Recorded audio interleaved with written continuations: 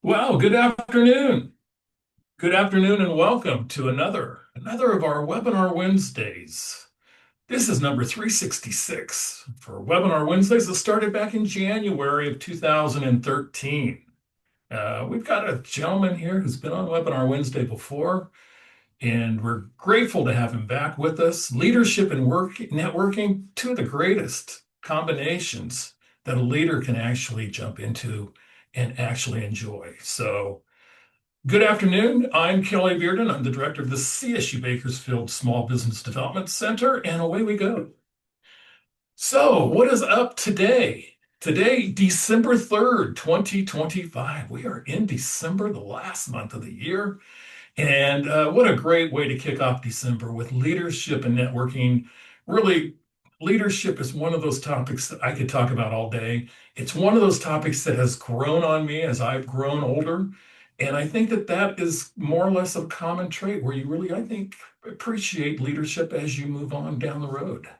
So, we're going to talk today about some of the great qualities of leadership and some of the small businesses out there and how you can actually benefit from enhancing your leadership skills.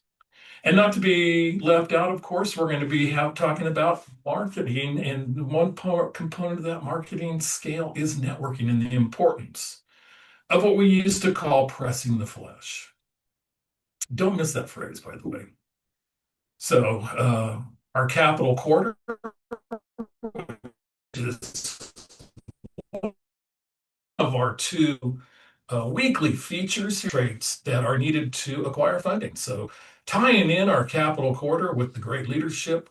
And also our economic corner is going to talk a little bit about hiring and some of the hiring data and what it means to small businesses. Came out with some great hiring numbers this morning and some other things that are kind of hitty events that are happening, some great opportunities that you have out there. Your questions, as always, will be taken live after today's presentation. So when Bob's done, we'll open it up for questions.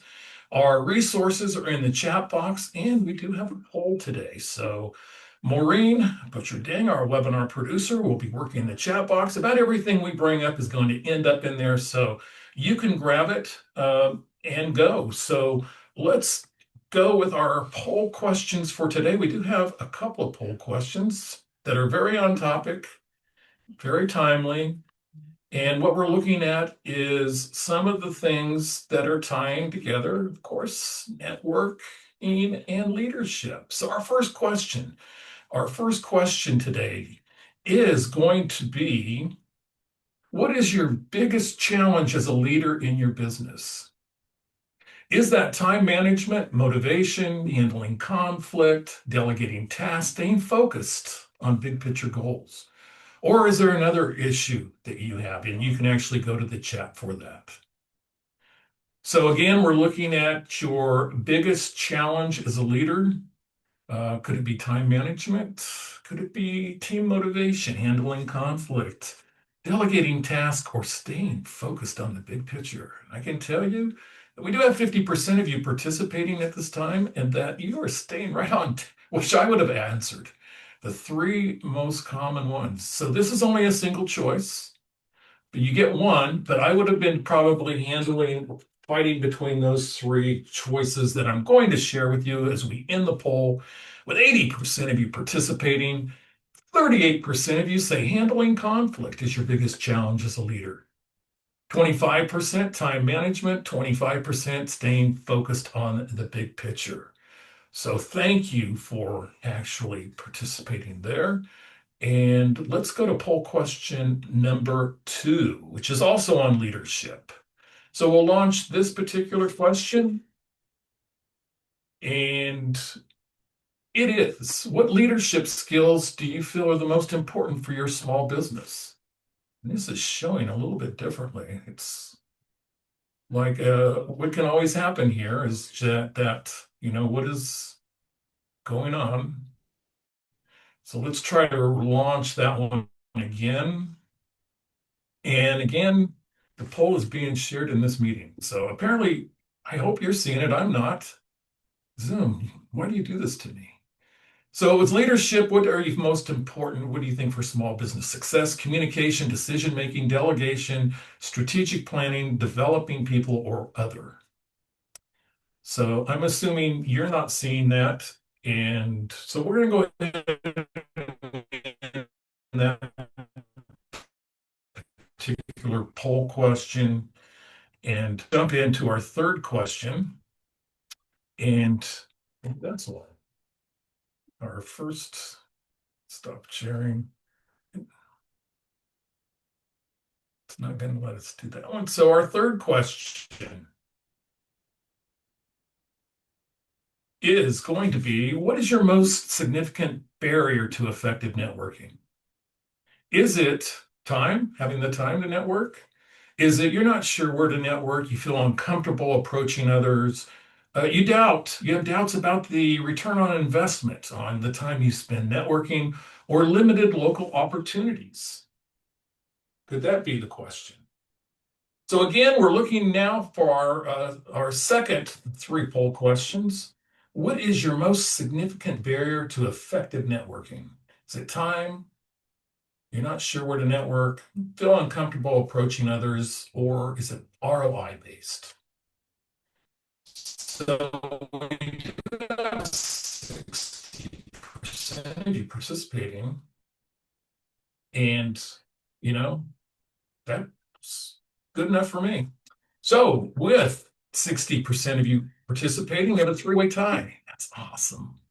Do you have, and it's the three right in the middle. It's you're not sure where to network, you feel uncomfortable approaching others, or you have doubts about the return on investment from that. Thank you. That will be great information on the fly for our speaker in just a few moments.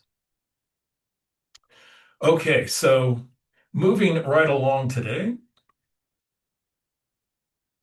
our economic corner is here. And so the economic corner is kind of going to focus today on some jobs reports that came out and our economic corner. Because remember, the economic corner was created because it's the one part of it's the one part of your business that you really can't control, the macroeconomics that go on.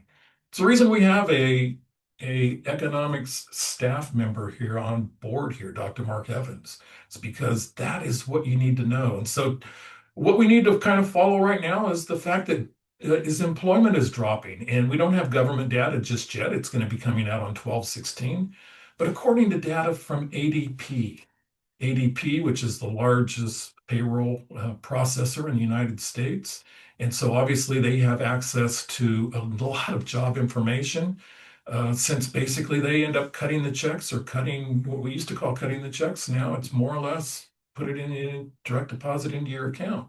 So they know how many of those are going on, and they saw 32,000 fewer jobs in November.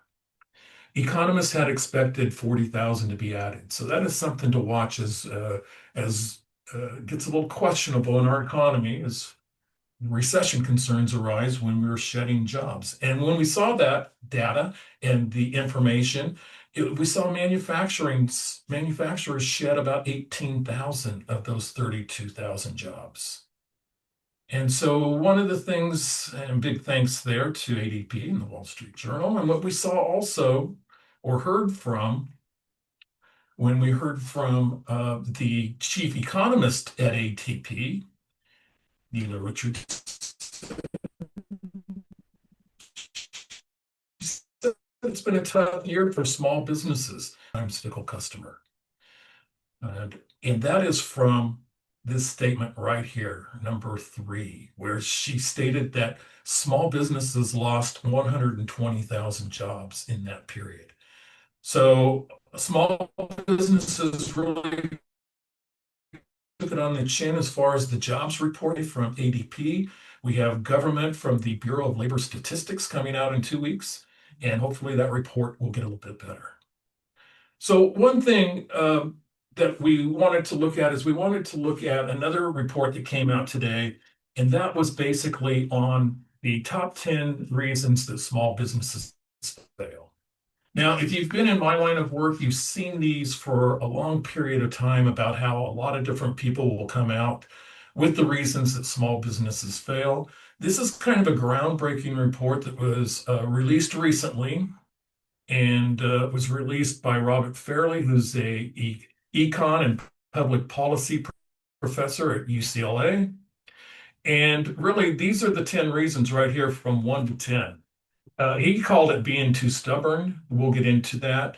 But it starts with number 10, going it alone. And really, there's a lot of resources that can help you out there. So we want to make sure that you know that your resources that are there that can really help you. So there's only a few of these that I have time to touch on today. He has going it alone and not using mentors and a lot of others out there as the 10th reason that small businesses fail.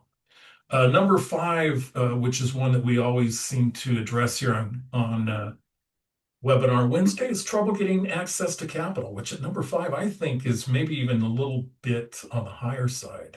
So a lot of the reasons in his report that small businesses fails because they have trouble accessing capital. And his number 1 reason, which he calls being too stubborn, when actually you look at what he wants to talk about as being too stubborn, and really the stubborn factor is leadership. So he says that the primary failure is leadership rigidity. Hard to say. So the most significant threat, oftentimes is that mindset, is that refusal to pivot, and the trap of stubbornness, what he defines as a leadership issue.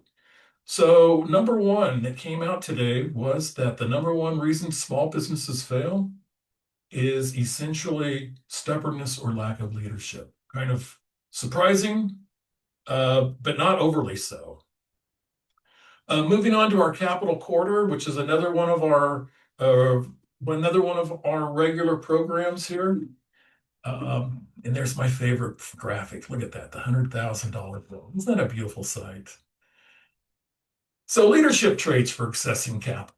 So, if we're going to talk about accessing capital, what are some of the leadership traits?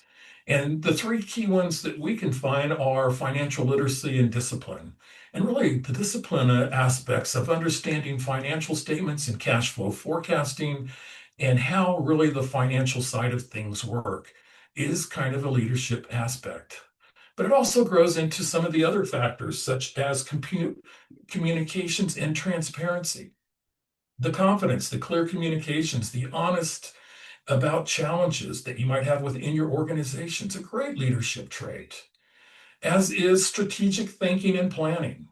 So not only thinking about the day-to-day operations of the business, but planning for accessing capital, and doing that through perhaps the formation of a business plan and other ways that you can actually grow and actually define and use return on investment for capital use.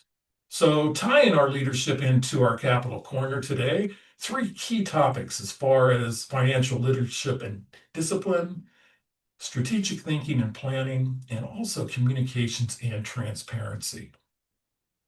And so some of those relationship factors that you'll see as far as raising capital could be the relationship building and networking, the integrity, and also the ethical practice of your business leadership. Moving on, many of you might know that we at the SBDC, we are one of those 24 states participating in student engagement projects that are working with over 150 students. That is growing. And you don't have to look too far. I only have to look outside my door to know that that is growing. That number nationwide, 150 students. So if you want assistance from our AI from one of our student interns, let us know. Go to our SBDC at csub.edu email. Send us a quick little blurb. We're going to be rolling this out after the first of the year. So you got a little bit of time, and we're going to be working with businesses, with our student interns and our senior level advisors, and trying to get to the, kind of the crux of what your issues or problems that you want to really work at this time. At the SBDC, our interns and our senior level advisors have access to a wide range of tools, and you see a lot of the tools that we have access to. We talk at least a lot lately about our YouTube channel, and you can go there and find this webinar over the weekend, or you can find all of our past webinars, or most of them anyway. The one that I really want to focus with on our leadership topic is right over here with the Teltech Generational Transition Plan. One of our webinars a couple of years ago featured Morgan and Tasha Clayton, and provided a great generational transition plan for those that are looking to transfer your business maybe to family or maybe outside of family. It could be to employees. It could be actually selling the business. But Morgan and Tasha presented and left us with a 23-page document, which is a redacted version of their generational transition plan when they actually transition to the next generation. So that, I think, with leadership is the perfect tie-in to a tool we have here that a lot of people don't realize, and it can be accessed by a simple little email. Also, there's great opportunity for those that might not have a human resource department, but might have human resource needs. Labor law changes are happening at the end of this month. So a number of our workforce development boards throughout the San Joaquin Valley, also the Central Coast and Eastern Sierra areas, have actually partnered with the California Employers Association to provide help to employers at no cost. There's a hotline, great place if you have a HR question or HR issue to reach out first and foremost. Hey, if you like today's webinar, let us know. If not, send me a link and maybe I can fix that. It's that time of year again. It's that time when we've got Santa Bob and some guy in the middle and some other guy on the other side. But it is that time on Webinar Wednesday when we're going to start getting festive. And hey, who else to begin the festivities other than today's special guest, Bob Meadows? Bob joined Valley Strong Credit Union back in October 2023. He's the Director of Training and Community Relations. After a long and distinguished career in banking, and also 5 years in the economic development field as the Economic Development Director for the city of Shafter.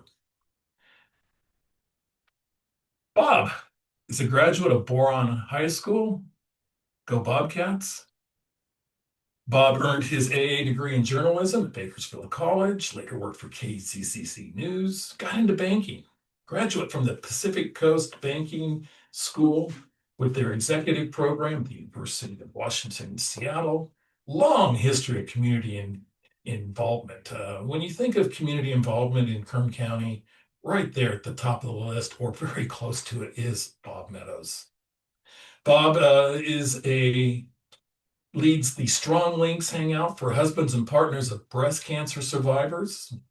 Vicki is the retired banker and a 12-year breast cancer survivor. Congratulations, Vicki and Bob.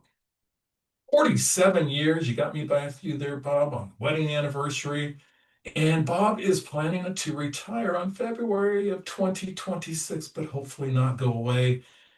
It's great to have him here today and enjoy us. Bob Meadows, take off. Thanks, Kelly. Hey, everybody. Yeah, it's that time to wear the Santa Bob hat. So appreciate the opportunity to share today about the double life of a leader. And let me get my Bob straight in there, huh? Not only the double life of a leader, but the leadership and networking, a spin on double life of that as well. So looking at that poll, I'm hoping that I can address some of the things that you leaders are looking at. So which way I got there? Okay. Got to be smarter than the technology. I look upon two kinds of leadership. Leadership for accomplishment and leadership for development. And under leadership for accomplishment, that's the objective one. That's more when you're coaching. It's an objective way of leader that you've got. It's the part about doing the work. You're getting the work done. It's the objective part of leadership where you measure that, and I'll go over that in a little bit, some details on that. But that's one side of leadership. leadership. But the other side that many, especially many large business leadership, and that includes the mentoring, which is a part that I enjoyed doing, but also really changed my career early on, where there were gentlemen interested enough to give me a chance and help me through things. But mentoring and the development aspect of leadership is a subjective part, and that's more learning than doing. When you're a small business, you can be tempted not to delve into that with your people. But what I find is that when you do spend time on the development aspect of leadership, it results in better accomplishment. So that part of your leadership of your company, of your organization, is also positively impacted as you develop your people. You're going to have to accomplish, you're going to have to coach, you're going to have to do those things. But if you're mentoring your people, that's a deeper involvement, and one that not everyone does. And so we're going to talk a little about that. It isn't that hard. It isn't that hard.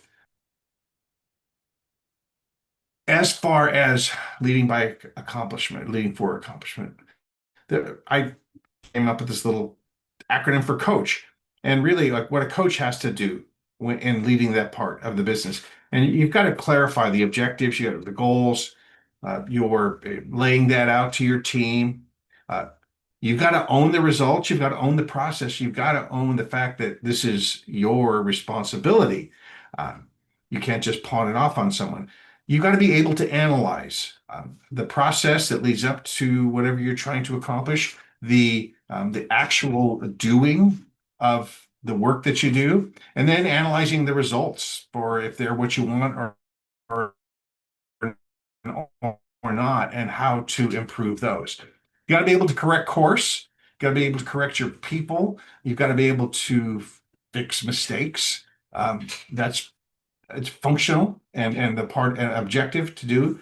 You've also got to be able to handle situations. I mean, when someone calls in sick or you have an open position, you can't just shut the business down for a day. So you've got to be able to handle situations as they come. Um, and so you're coaching your team to accomplishment.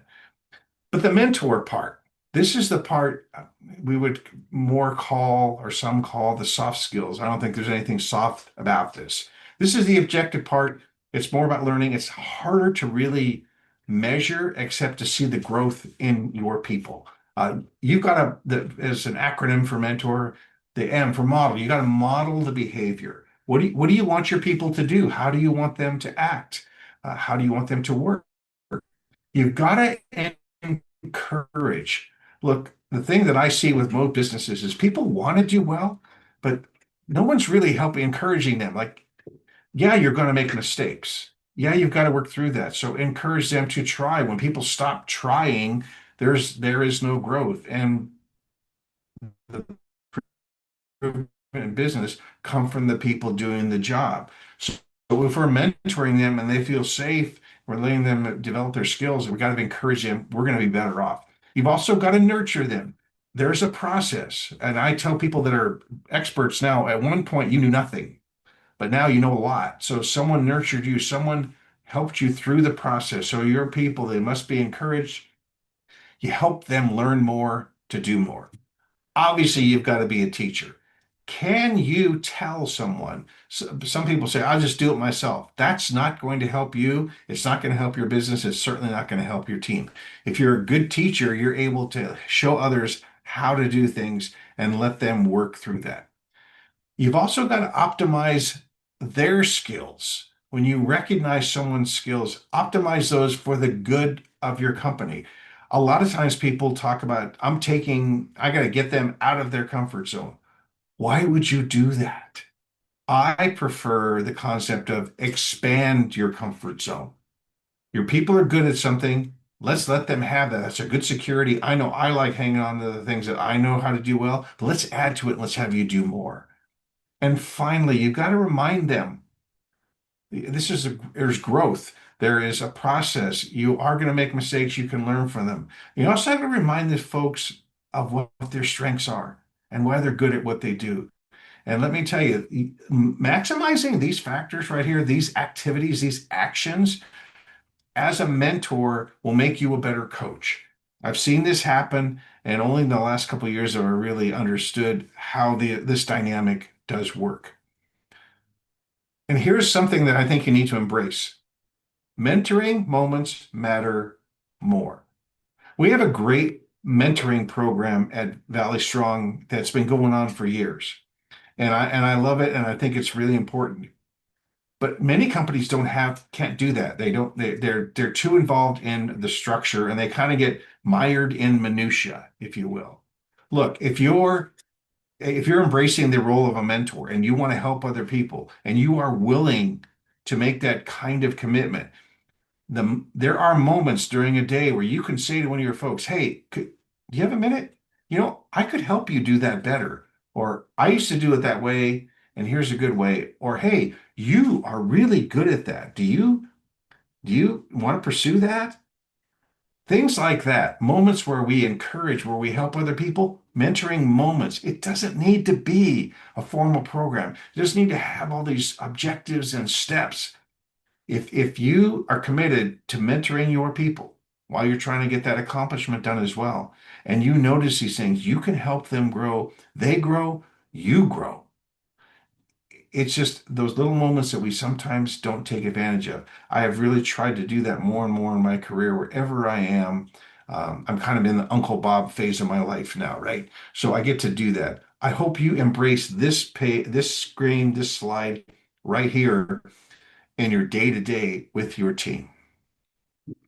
Now, we talked about the double life, leadership and networking, and then the double life of leadership, as I just explained, accomplishment development. Well, the definition of networking that I've embraced for years, building professional relationships by bonding on a personal level, there is also a double life to that. There's the internal and the external.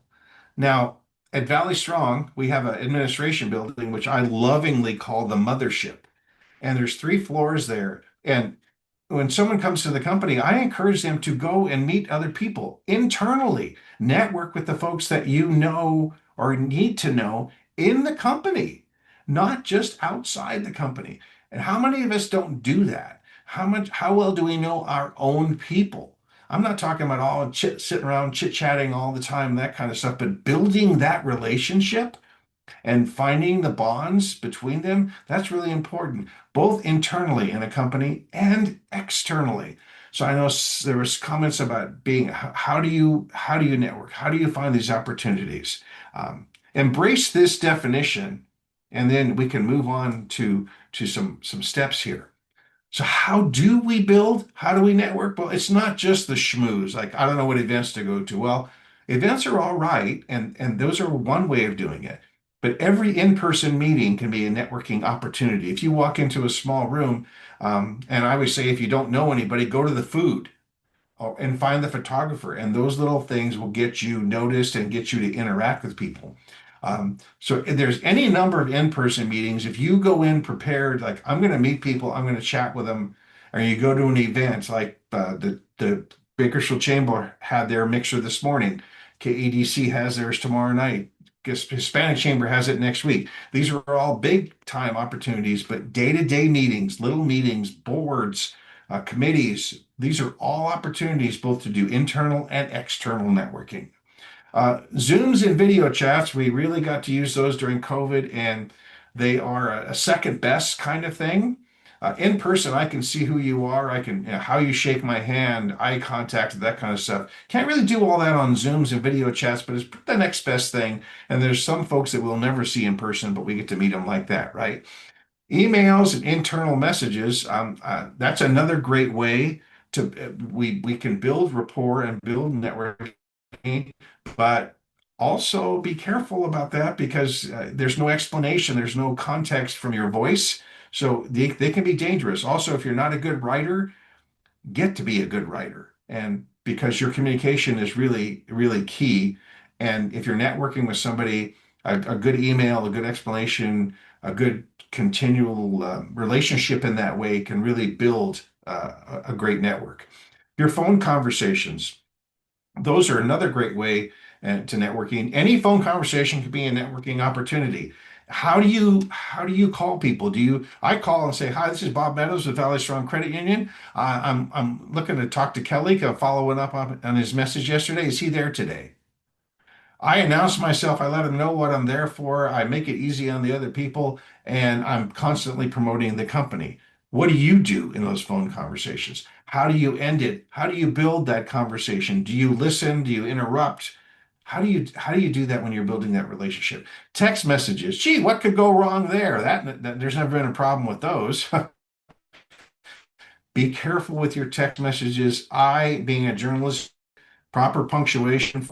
LinkedIn connections. I love LinkedIn. Valley Strong, they nicknamed me Abraham LinkedIn because I promoted so much. But that is your professional profile. That's professional media, and you can make great connections there. When I was at the city of Shafter, I reached out. I didn't know government when I started. I reached out to 30 people across the country. I had multiple Zooms and all kinds of information I got from those people who were willing to work with me. We built relationships, we helped each other. So when you're talking about, I don't know where to go for relationships, hey, just sit in your office chair, make calls, do videos, reach out on LinkedIn. You can do networking just with your BIC, butt in the chair. So there's a lot of ways to do that. So how do we bond? Well, we ask questions. We don't talk about ourselves first. We ask questions. We learn things and then we share stories with one another. And that's where we find our similarities. Oh, wow, you like sushi? I like sushi too. Oh, you're a Cowboys fan? Not me. I'm the Raiders. There's just different things like that where you begin to share stories and get to know each other. Your relationship builds. It's easier to do business. It's also more fun and satisfying to build it that way. When we're talking like that, as I mentioned in the second point, we connect by finding that common ground. And if we're working with somebody in the company, we have a goal of how we do business. So we find that common ground. But outside, how can I meet your needs with a company? So connecting by finding that common ground, that creates a bond, that builds that networking relationship. And then we stay in touch and support each other. It's not just, hey, I wonder if we could talk some business, but it's, hey, that was a great sale, or hey, I saw you did a great presentation, or maybe it's, gosh, I'm sorry, I heard that your dad passed away. Um, any number of those things, or maybe it's a tough year for you. I hope you do better. What can I do to help you? That's a bond we create between, and we do that if we've networked um, internally, externally. If we have found these ways to connect, that's really important. So that's how we bond. The process, my last slide here, the follow-up. That is what most people do not do.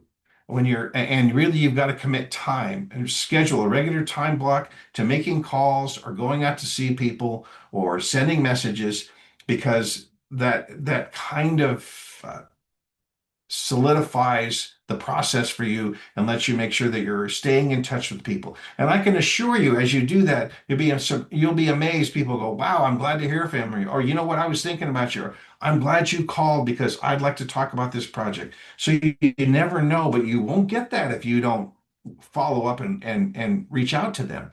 Select different people each time you sit down in those time blocks so that you don't are not always calling the same folks.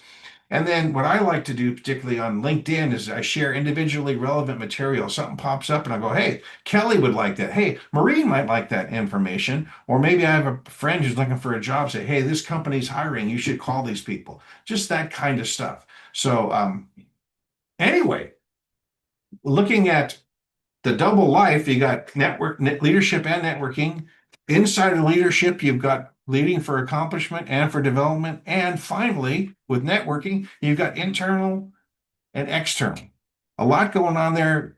Totally able to accomplish that if you want to. And that's what I have. And let's see if you have any questions. Fantastic, Bob. Always good stuff. Um, let's stop the share here, Bob. Here we are. Gosh, I wish I'd have worn my Santa hat. Got to remember to do that with Bob. Okay, we're gonna get questions in just a minute and hit the chat and all that other fun stuff that we always do.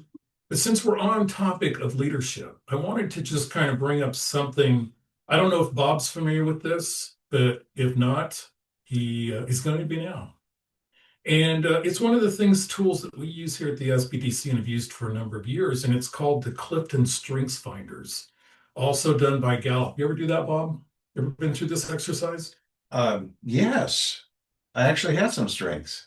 Okay, well, there's 34 of them, and you've got a top five out of that. So I don't know if you know what your top five strengths are, but I'll even share mine. But basically, what the Strengths Finder does is it's kind of like an aptitude test that you take a test for 45 minutes. And what it does is it reveals out of the 34 strengths your top five. So why is that important? From my perspective, it's important because I really feel like I need to get the most out of people.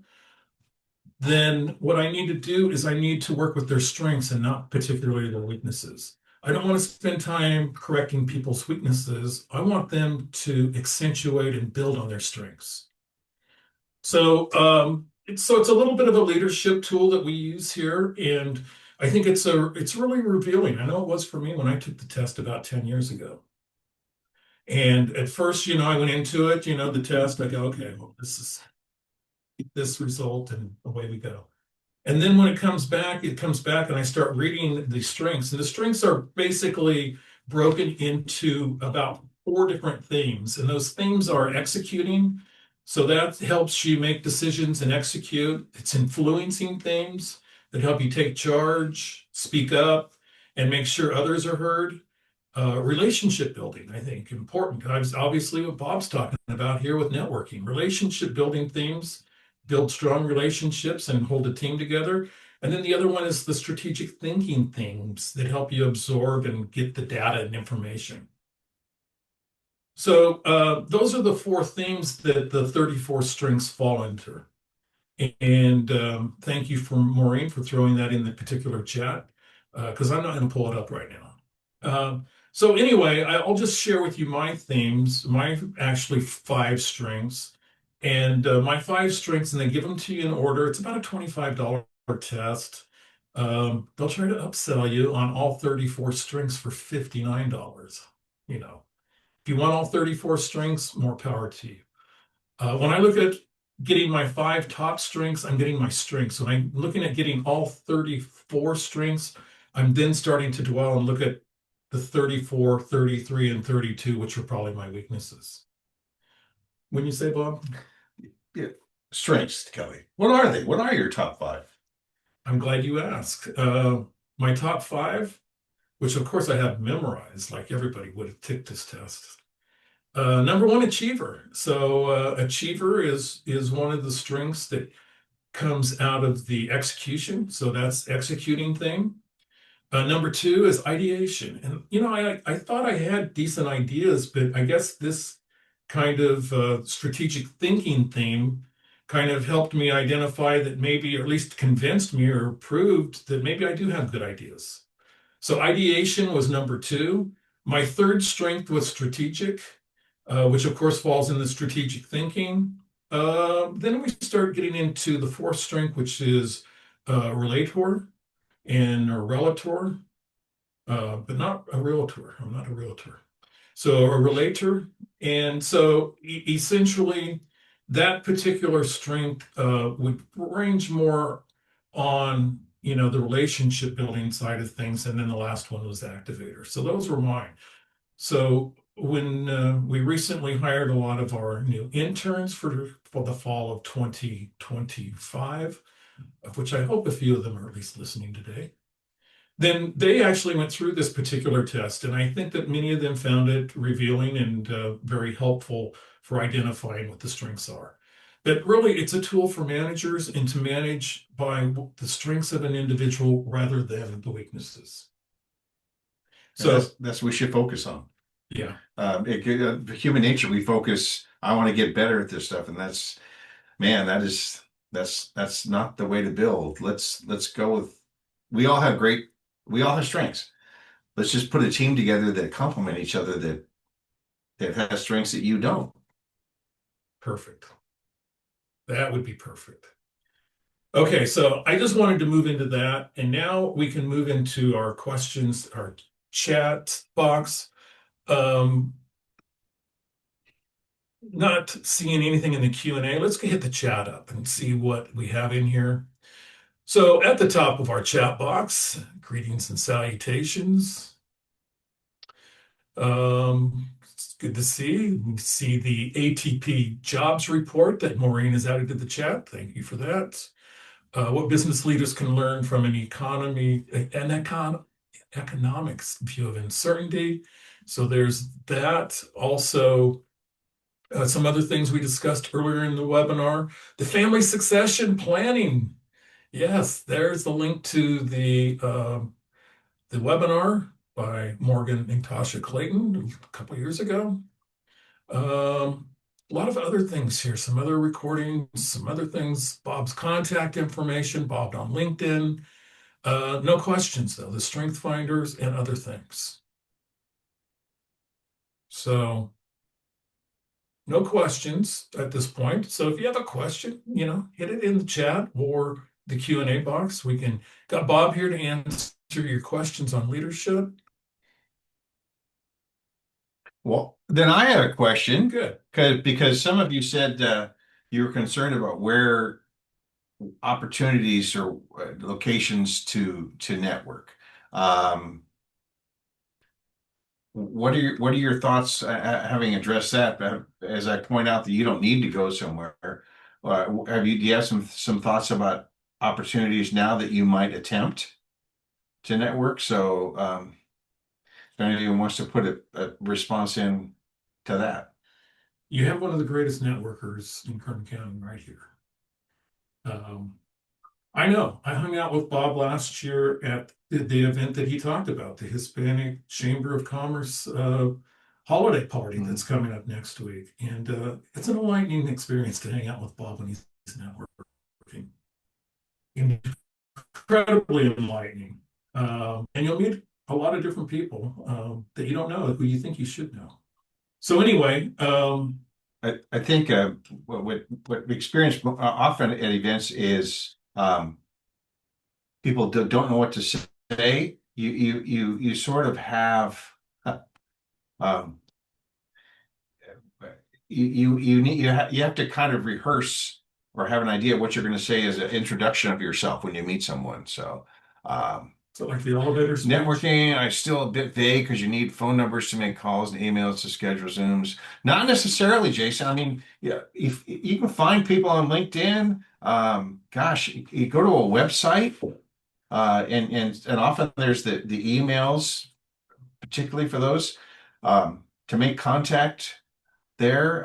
My phone numbers, obviously. I think the days of cold calling, if you will, just calling somebody from the phone, that's just seems a little bit archaic. Considering if I want to meet Kelly Bearden, I don't know him. I can research him to death.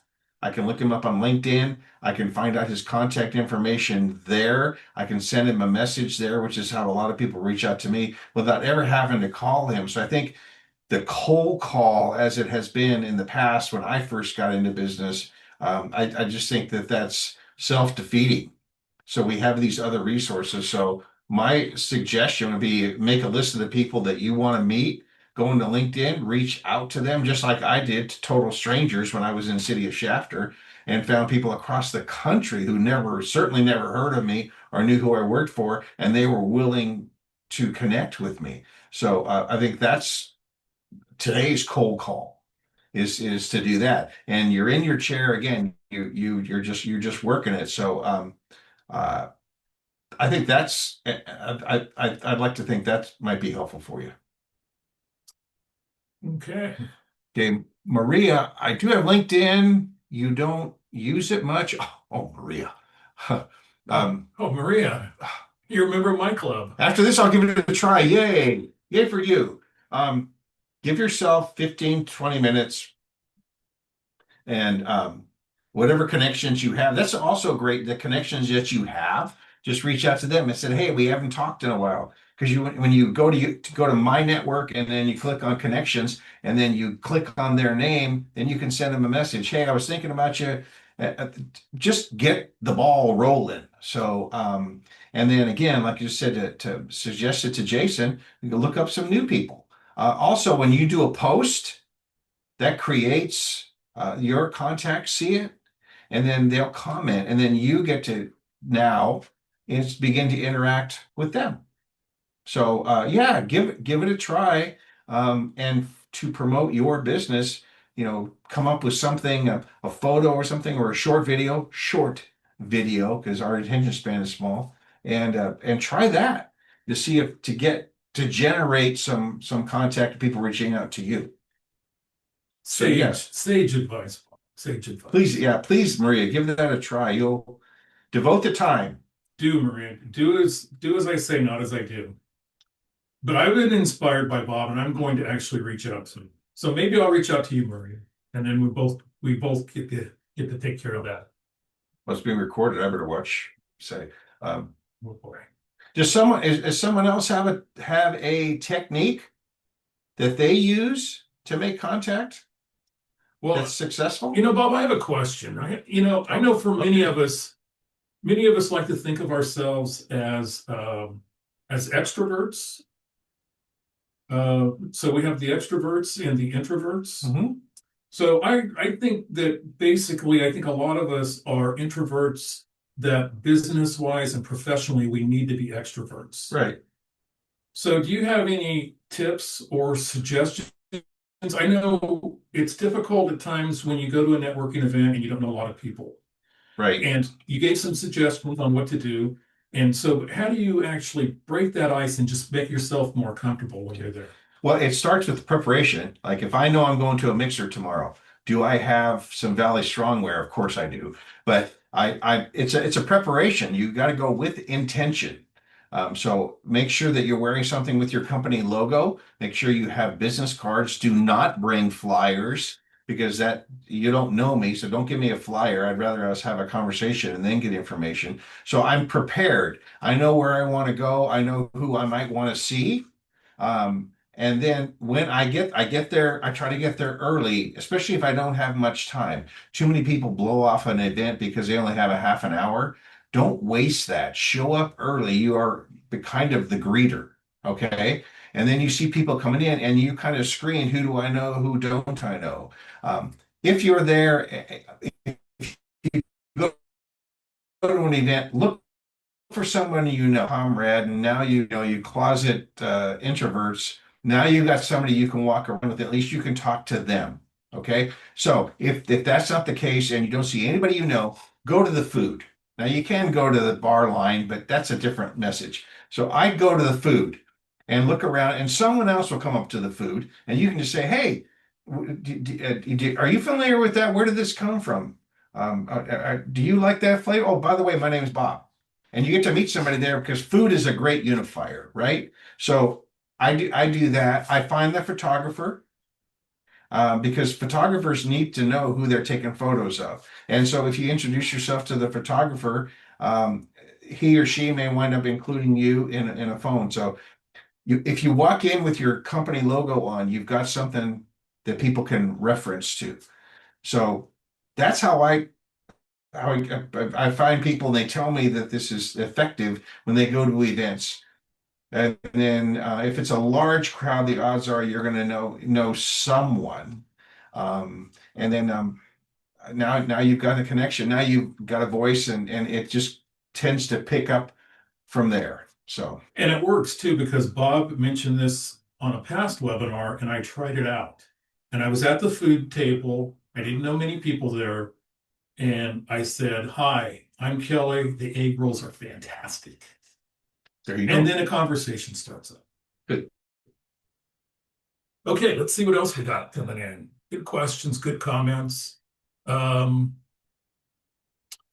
okay, Maria wants her husband and son to watch, as everybody can read in the chat, including us. So thank you, Maria. Kelly, let me ask you, does someone have questions on mentoring I think that's a great and question. and how that comes about? I almost got fired my first year in banking because I was a journalism major right in school, and I really wasn't good with numbers. I had to learn that seat of my pants. So it was quite a grind. But my bosses felt like I had good personal skills, but I needed to apply them in a different way. So they helped me do that, and they they saved my career, changed my life, made me grow up, and made me really become a mentor for life. Because I saw the effect that it had on me, and just the investment of time that they put in me and others I've been able to put in to help them along. So, does anybody have questions about that? There's Sharif. And she can add to this, Bob. Oh, what Sharif learned from Bob and oh, there we go again. Bob, it disappears on us. What she can add is that what she learned from Bob is provide a value to the connection. It's not just to benefit you. It's got to be beneficial for both parties, mutually beneficial. Excellent, Sharif. Thank you, sir, for sharing that. You're right. I think if all you do is go to a mixer, say, I'm going to meet some people who can give me some business, No. you're not going to last long. You should say, is there someone here I can help? So thank you, Sharif. He would know. He's always providing values. Um, who else we got there? We got Maria thanking you Of course, Maria. and her husband. Potential to struggle. It is tough. I think we all struggle with that. Bob doesn't because Bob knows everybody. But when I took this job and came to town 13 years ago, I was blessed to have a couple of people that I hung out with, Bob and Jay Thompson, who really were networkers and premium networkers. And we really got out and met a lot of people in a shorter period of time.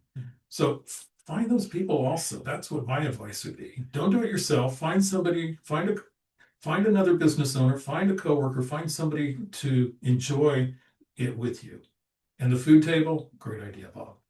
Yeah, and when you're done at a networking event, you don't need to make a grand exit. Just leave.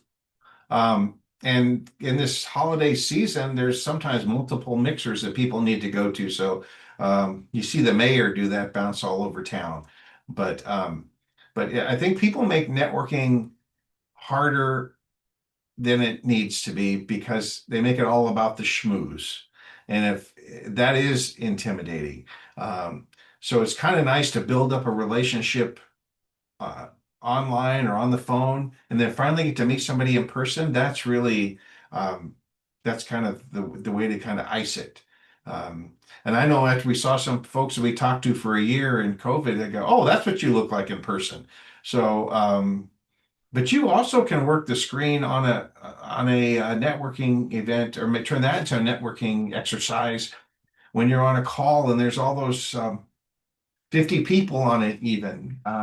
If you're on a group call, make sure to leave your camera on. It keeps you honest about what you're doing. First of all, you're into the content, but it also allows you to scan the crowd and see who else is on that call. And if you can't reach out to them, then you can make a note and say, after this video call, I'm going to reach out to Kelly and say, hey, I didn't get to talk to you on our call, but how you doing? And can we talk about that project? So there is always opportunities, and maybe it's just that, hey, I see that. How are you doing? I heard that your husband's looking for work. Could I make a connection for you? Or oh, good to see you here again. I know you haven't been well. I'm glad to see you're healthy. Or I heard your daughter got married, or your son's going to school, or whatever it would be. Everybody on that screen, you can think of a question to ask to build the relationship. And again, asking questions is how we show genuine interest in respect to what Sharif said, so that we do make a genuine connection. So, And I might add to use the chat, send individual chat messages to people in there. So you can attack them right at that time, right into the space and time. It's just like, hey, Bob, I haven't seen you in a long time. Let's go have lunch. How are you doing at 1 o'clock on Wednesday? Stuff like that.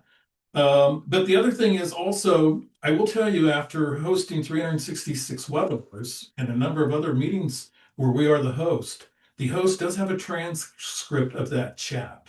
So, whereas you might be sending it to an individual, make sure you realize that there is a transcript that can be produced afterwards. Little bits of warning. Something they don't give you with your Zoom license.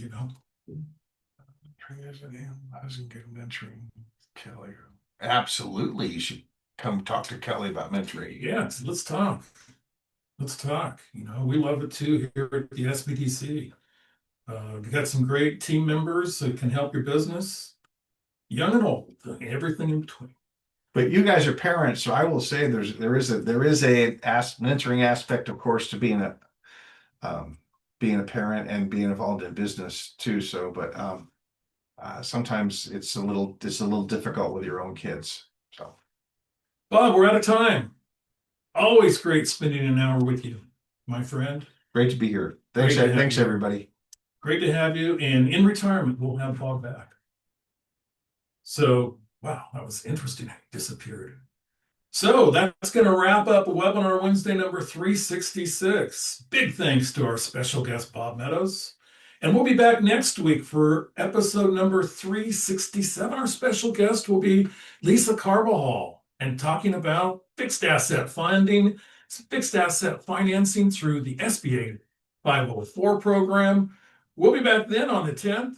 Everybody have a great week. Get out and network and say hi to somebody. Goodbye, everybody.